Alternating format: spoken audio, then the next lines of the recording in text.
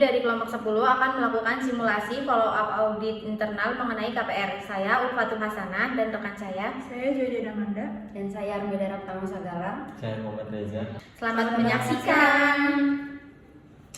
Selamat siang Pak, sudah dari tim audit internal pusat hadir untuk melakukan proses follow up atas temuan audit KPR yang dilakukan bulan lalu.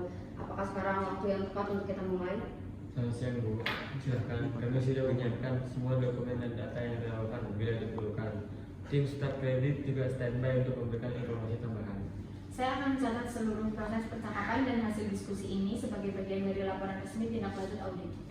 Baik, berdasarkan laporan audit tanggal 6 Mei 2024, kami mencatat terdapat permohonan KPR yang diproses tanpa adanya dokumen validasi status pekerjaan lebih kreditur seperti surat keterangan kerja atau slip gaji, dan jelaskan mengenai plafon kredit yang disetujui, tenor dan cicilan per bulan, suku bunga, dan dokumen yang dibawa saat akad. Mohon dijelaskan langkah apa saja yang telah dilakukan pihak cabang sebagai tindak lanjut.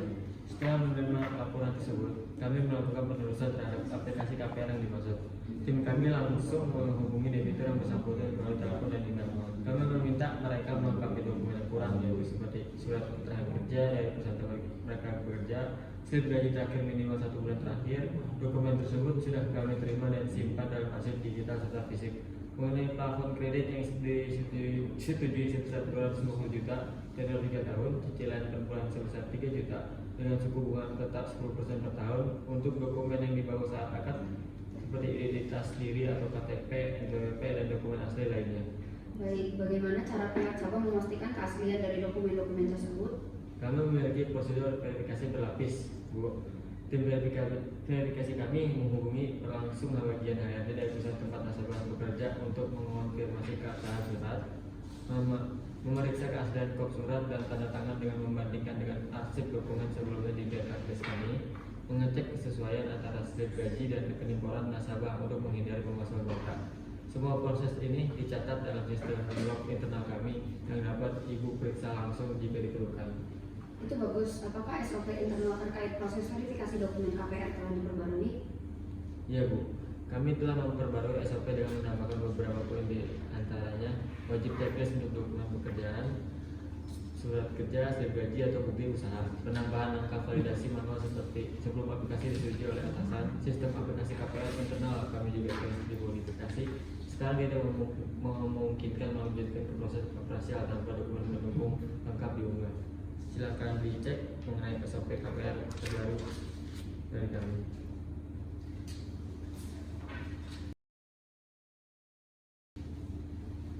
Bagaimana dengan kesiapan staf? Apakah pembaruan SOP ini telah disosialisasikan dan dijelaskan secara menyeluruh? Tentu Bu, kami telah mengadakan sesi pelatihan internal pada tanggal 27 Mei 2024. Pelatihan ini berlangsung selama 2,5 jam dengan materi mencakup perubahan SOP verifikasi KPR, studi kasus dari temuan audit, praktik langsung input dokumen di sistem baru. Semua staf bagian kredit dan verifikasi hadir, daftar hadir, materi dan rekaman sesi pelatihan tersedia jika Ibu ingin memeriksa. Baik sekali Pak. Untuk melengkapi proses follow up ini, saya ingin memeriksa langsung ketiga berkas KPR yang menjadi temuan. Apakah bisa kami akses sekarang? Tentu Bu, berkas fisik sudah kami siapkan di ruang arsip. Saya minta staf saya untuk segera membawa ke ruangan ini.